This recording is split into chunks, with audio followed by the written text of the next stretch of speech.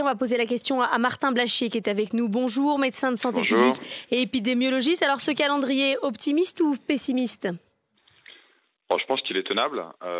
Il est effectivement relativement ambitieux. Il y a une date vraiment qu'il faut retenir dans ce calendrier, c'est le 9 juin. Ce qui se passe avant le 9 juin, on n'a pas trop peur parce que c'est quand même pas l'ouverture des lieux de contamination principaux. Ouais. Les terrasses, Les musées? les salles, les musées, où on sait qu'il n'y a pas de contamination. Tous les tests qui ont été faits ont montré que c'était très peu à risque. Et le couvre-feu, il est repoussé, je crois, à 21 heures. Dans un contexte estival, là, le risque il est très très faible. Effectivement, le 9 juin, quand les gens vont retourner au travail et quand les bars et les restaurants et potentiellement les salles de sport vont réouvrir, c'est-à-dire tous les lieux de contamination qui ont été observés dans les études, là, la prise de risque, c'est à ce moment-là qu'elle sera prise. Néanmoins, effectivement, à ce moment-là, on aura quand même un effet estival dont personne ne parle, mais qui jouera un rôle très important, puisque ce qu'on étudie les courbes de l'année dernière, on voit que c'est principalement lui qui a créé ces périodes de 3-4 mois d'accalmie totale. Donc on est aujourd'hui sur une dynamique de baisse et on s'attend à ce que cette dynamique s'accentue entre le 15 mai et le 15 juin quand l'été va arriver. Et à ce moment-là, effectivement, on sera couvert par cet effet-là et le calendrier est à peu près en ligne. C'est un calendrier qui est très scientifique, qui est vraiment basé sur les données qu'on peut avoir à la fois sur la vaccination et la saisonnalité. Martin Blachier, il y a un côté où on a envie d'être rassuré, c'est aussi sur la vaccination. On se dit que finalement, compte tenu de ce qu'on sait sur les perspectives de livraison de vaccins, il risque pas d'y avoir trop de mauvaises surprises. Mais la grande inconnue, c'est quand même, est-ce que toute cette stratégie va pas être prise à revers par un ou des nouveaux variants? Alors pour l'instant, on entend beaucoup parler de cette hypothèse de variant qui entraînerait des nouvelles vagues. Il faut savoir que c'est une hypothèse qui n'est observée dans aucun des pays qui sont déjà en train de lever de leurs restrictions. Donc c'est encore une hypothèse, et c'est une hypothèse qui n'est absolument pas confirmée par toutes les études qui sont conduites avec les vaccins actuels sur les variants. Donc moi je veux bien qu'on agite cet épouvantail en permanence, mais plus on avance, plus ça a un épouvantail qui est assez peu probable. Donc pour l'instant, c'est pas du tout ce qu'on voit, et ça reste une hypothèse qui est de moins en moins crédible. Donc on ne va pas rester confiné sur cette hypothèse alors qu'elle est observée nulle part. Je pense que Martin Blachier, qu'est-ce théorique et après il y a les décisions qu'on peut vraiment prendre, quoi. Parce que mais qu'est-ce qui a changé par rapport au variant anglais? Parce que finalement, quand le variant anglais est arrivé, on nous a dit ça y est, on recommence quasiment de zéro. Pourquoi cette fois-ci ce serait différent?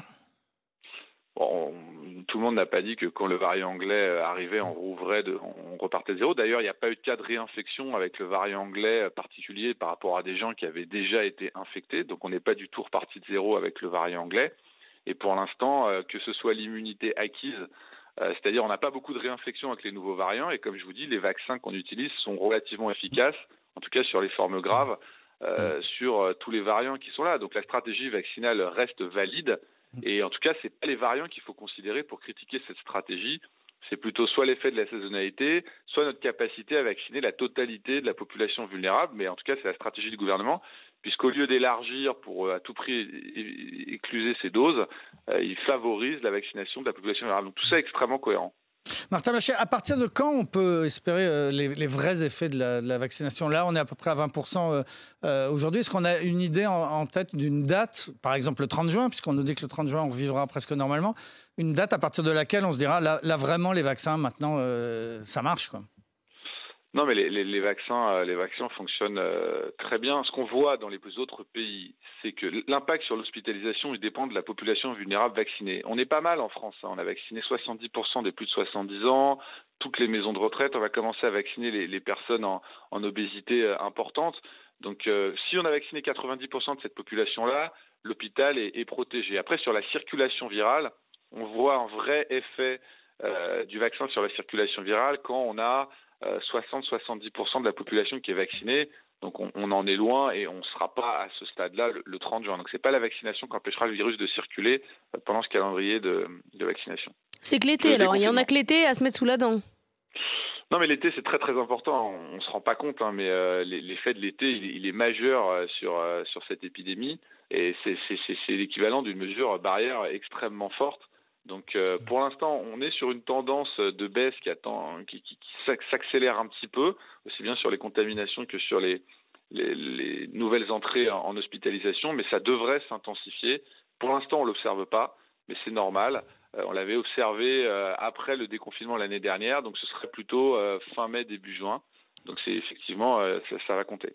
Mais Martin Blachier, du coup, est-ce que le vrai rendez-vous de ce match entre l'épidémie et la vaccination, puisque vous dites l'été, c'est une barrière protectrice puissante, est-ce que c'est pas finalement septembre, octobre? Exactement.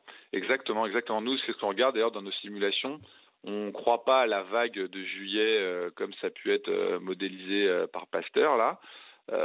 Mais effectivement, c'est sûr qu'en septembre-octobre, si on n'a pas bien vacciné suffisamment de personnes, donc il va falloir bien vacciner cet été, il risque d'avoir une recirculation du virus. Et puis si la population vulnérable n'est pas protégée à 90-95%, on aura de nouveau des patients hospitalisés. Donc c'est sûr que c'est un challenge. Il va falloir vacciner très fort cet été pour ne pas avoir de mauvaises surprises en septembre-octobre. Martin Blachier, tout à l'heure, avec un peu d'ironie, je soulignais que désormais en France, on a 70 millions d'épidémiologistes. Tout le monde s'y connaît, tout le monde a un avis, tout le monde est persuadé d'avoir une compétence dans cette science. Vous, il se trouve que vous êtes un épidémiologiste. Il n'y en a pas 40 000 en France des épidémiologistes, il y a vous. Donc, première question, est-ce que ça vous fait rire un peu d'entendre tous ces gens qui n'y connaissent rien parler de votre spécialité? Et puis, deuxième question, est-ce que vous, les épidémiologistes, vous n'êtes pas aussi un peu plantés?